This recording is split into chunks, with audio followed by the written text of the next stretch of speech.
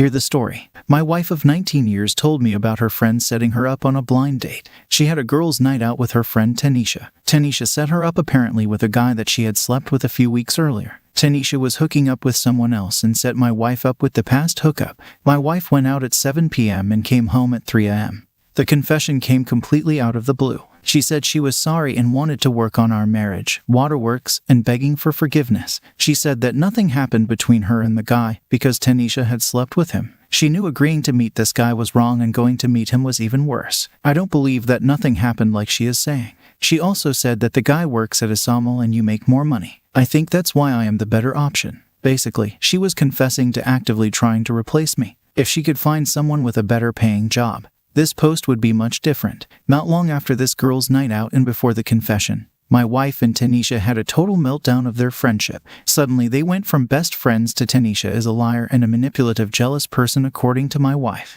I think the confession or partial confession was to keep Tanisha from telling me about her sleeping with the guy, gaslighting me on the truth of what really happened by telling me only partially about it. Only enough to look bad, but not the whole ugly truth of what happened. Honesty, I didn't need to be told everything that happened. The holes in the story were too big. Little coincidences that occurred around that time put everything in perfect focus. When she told me about it, I lost all feeling for her. I just went numb and didn't even get angry. I'm done. Just working on my exit strategy at this point. Getting financials in order, a place to move into, etc. It really sucks that she would be willing to throw away 19 years of marriage with no regard for anything, including our 2 children. Update. She is in full-blown panic mode. Recently diagnosed with an autoimmune disorder where her white blood cells are attacking her lungs. This causes asthma attacks that normal medication can't correct. The only drug on the market that controls the condition has a copay of $30,000 after her Medicaid. If I didn't have really good health insurance through my employment, there isn't any possibility of her being able to afford it. She is trying everything to reconcile, even setting up couples counseling.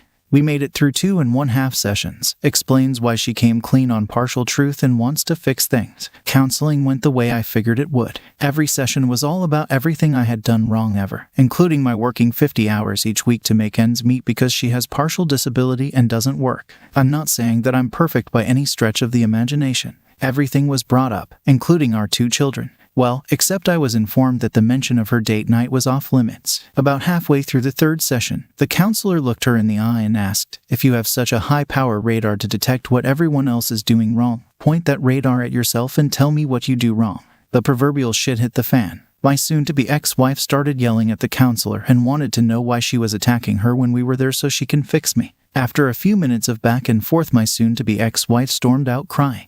The counselor told me that my soon-to-be ex-wife has a deep hatred for me, and I don't think this marriage can be salvaged. Basically, my response was yup and nope. I informed the counselor that I appreciated her time and we wouldn't be back. She offered me individual counseling. I informed her that I probably would in the future and proceeded to tell her about the taboo topic. Needless to say, it didn't surprise her and confirmed her suspicion. Needless to say, the entire trip back to the house was about what a quack the therapist was. I've basically been on autopilot when I'm at the house. I refer to it as the house because it isn't a home anymore. I've moved into the spare bedroom. As far as I'm concerned, I may be married, but I no longer have a wife. If she didn't need good medical insurance coverage, she would still be on the hunt. I don't need to track down Tanisha to get the whole story. I live in a small community of less than 900 people. I commute to work in a bigger city daily. While at the only grocery store in the community, guess who ran into my soon-to-be ex-wife? It was none other than the blind date guy. Small towns, right? It was bound to happen. I was at the end of the aisle when he walked up to her. He is a small guy, maybe 59 and 150 pounds. She had her back to me and didn't realize where I was. He asked her out again, right in front of me. She did decline though. That's when I walked up. I asked her if he was the guy she went out with about 2 months ago. He asked, "What's it to me?" I backed him up against the shelves and told him that I've been her husband for 19 years. I thought he was going to soil himself. I'm 62 and 250 pounds and muscular. She tried to get me to back off. I growled at her to shut up. She just better listen. Immediately she started crying. I asked if they fucked. He swallowed hard and said yes. She cried harder. I told him to never let me see him again. He apologized for everything and basically ran out of the store. Her affair partner outed her by being in the wrong place at exactly the perfect time.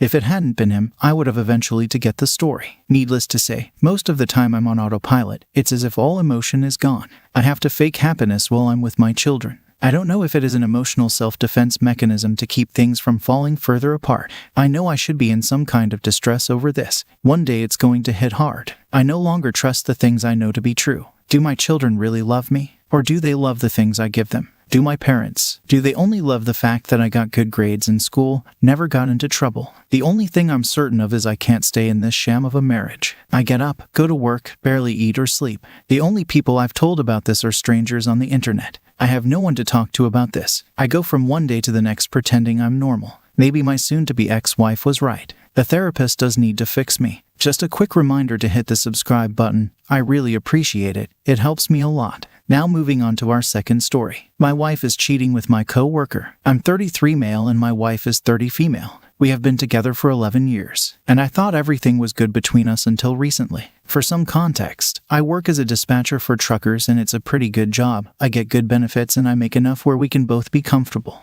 My wife had a job with building gaming computers, but she lost her job due to cutbacks, so I've been the sole earner. I've been picking up a lot of hours, and one day my car battery died on me, so I had my wife take me to work. When we made it to the parking lot, I saw my coworker, Andrew. I waved at him and he walked over to say hello, and that's when I introduced him to my wife. She got the car to shake his hand and he looked at me and said, "You never told me that your wife was so beautiful." She blushed and I laughed, not thinking about it, saying, "Yeah, I'm lucky to have her," and then we both walked into work after I kissed my wife goodbye. I got my car good and running, so I've been going to work like normal. During lunch, I couldn't help but notice my wife's car in the parking lot, so I walked towards it and saw her and Andrew talking and eating lunch in her car. I got upset but kept it cool and knocked on her window. She opened the door and said, "Oh, I forgot to tell you that I and Andrew were having lunch today together." Then Andrew said, "I hope you are not angry." I took a deep breath and said no, and I turned around and walked to the car. Because if I said anything else it was going to start an argument, but I can feel my wife getting frustrated because I walk away like that.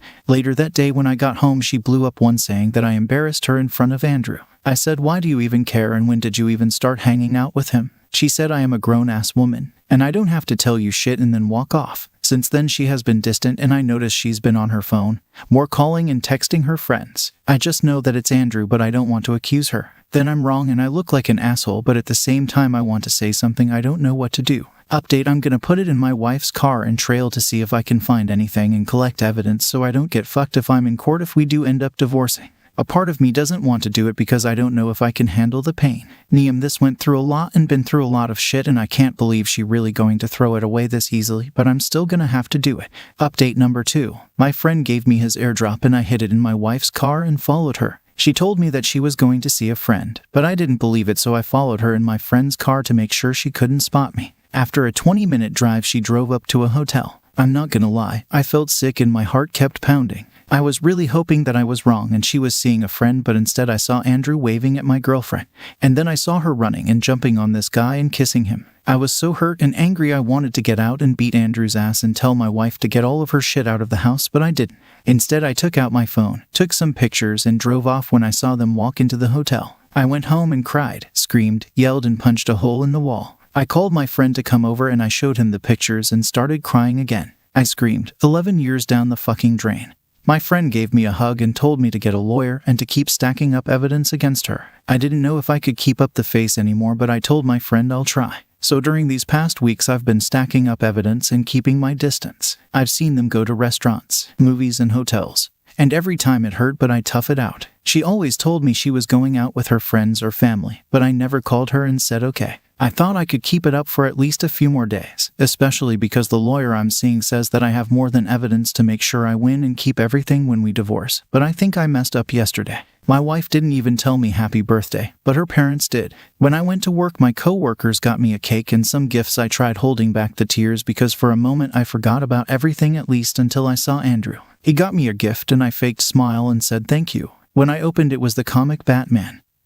Death of the Family, and I actually surprised because no one at work knew I was into comics, and DC was my favorite. When I told Andrew that, he said my wife told him, and then all I saw was red. Next thing I know, my co-workers are holding me back and Andrew is in the corner covering his nose and yelling, "What the fuck?" And then I screamed, "I know you've been fucking my wife." Everyone got silent and looked at Andrew, and he tried explaining it to me, but I didn't care. All I wanted to do was beat his ass until he stopped moving. But then my boss came in and sent Andrew home and took me to his office, and I told him everything and showed him some of the pictures. He apologized to me and gave me some time off to sort everything, and he will deal with Andrew. Shit really went south when I got home and my wife was waiting. She blew up on saying that I was wrong for doing that to Andrew and that she talked him out of pressing charges for hitting him. She kept yelling and yelling, saying, "Andrew makes me feel like a real woman and treats me right and knows how to make me feel special." I finally popped and just yelled, "I don't give a fuck." She looked surprised and went silent, and I kept going saying, "If he makes you feel special, go live with him and have him support you because I'm done."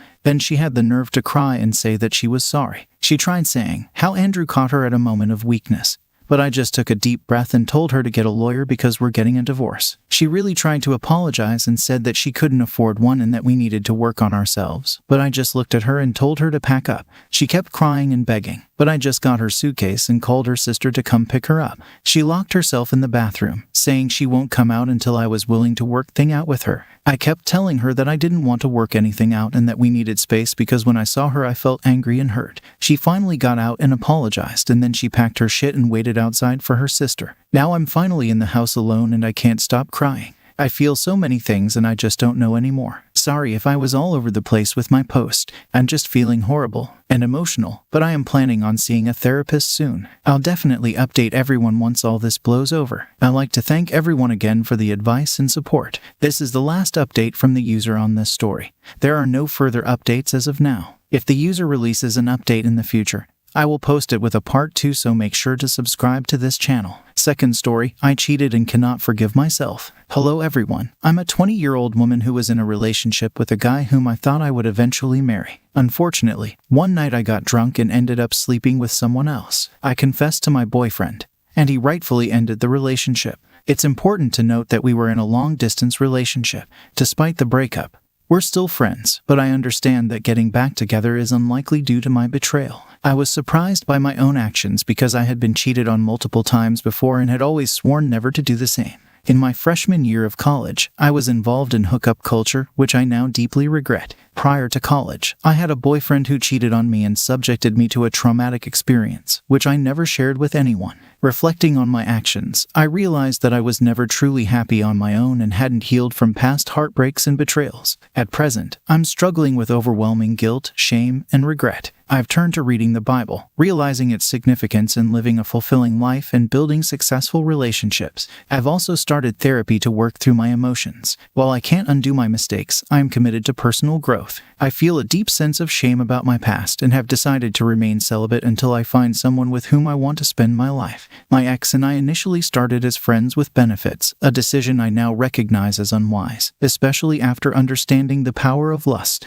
Despite my mistakes, my ultimate goal is to have a loving and successful family. I wonder if a future partner can forgive me for my past. I've distanced myself from friends who lied and cheated, recognizing the importance of surrounding myself with positive influences. Seeking advice on moving forward, I acknowledge that what I did was wrong. My ex had a history of cheating, which I understand doesn't define someone's character, but I feel it defines me at the age of 20. I consulted a psychiatrist who ruled out personality disorders, emphasizing the importance of focusing on my health and avoiding alcohol and weed. My therapist highlighted issues of low self-esteem and depression that I had long been aware of but never addressed. I am determined to transform into a new and better person, realizing how much I lost myself and my identity through my regrettable actions. Third story, wife's emotional affair. It's been around 7 months since the day of discovery, commonly known as D-Day. Initially, I refrained from sharing my story here, unsure of my reasons for doing so now. Perhaps it's a need to confide in someone.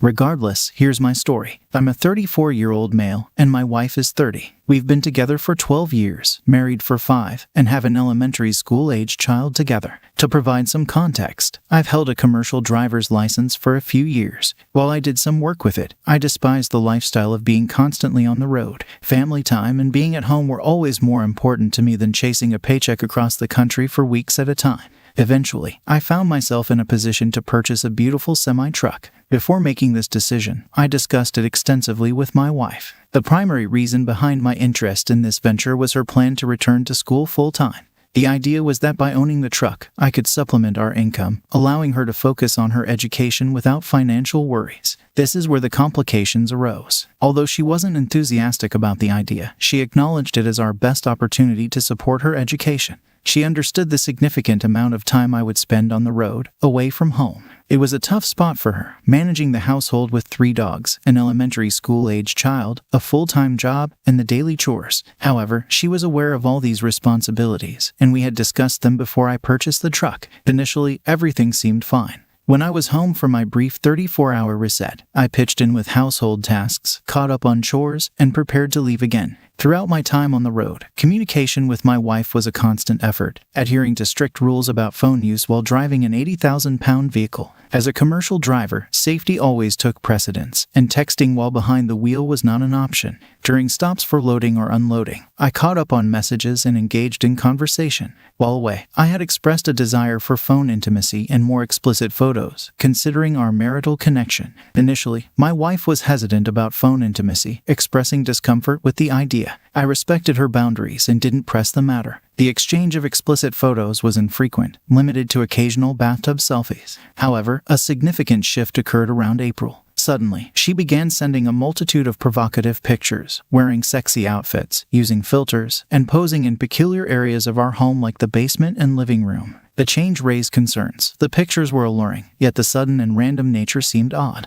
I voiced my appreciation for the pictures, but couldn't shake the feeling of unease. I directly asked if these were intended for someone else, and she vehemently reassured me that they were solely for me, emphasizing her love. Despite finding no evidence to the contrary, the situation felt unsettling. Fast forward to my birthday in April, and I took time off the road to celebrate with family. One night, after my wife had gone to bed, I found her asleep with the TV on. Approaching her side of the bed to grab the TV remote from the nightstand, she unexpectedly jolted awake, reaching for her phone. This sudden reaction perplexed me. I had never invaded her privacy before. When questioned, she claimed it was a startled response while half asleep. Still, the incident lingered in my mind, and later, when she was still asleep, I decided to check her phone. Her unusual reaction warranted an explanation, and I needed to understand why. Thanks for joining us on this chapter of Relation Tales.